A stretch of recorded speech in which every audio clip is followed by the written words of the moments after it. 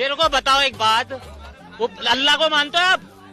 अल्लाह को मानते हो ना? अल्लाह को मानते हो ना? अच्छी तरह पूछ रहा हूँ फिर दोबारा। हाँ भाई हाँ। यहाँ पे बच्चा पैदा होता है तो उसी वो बोबली को काटते हो?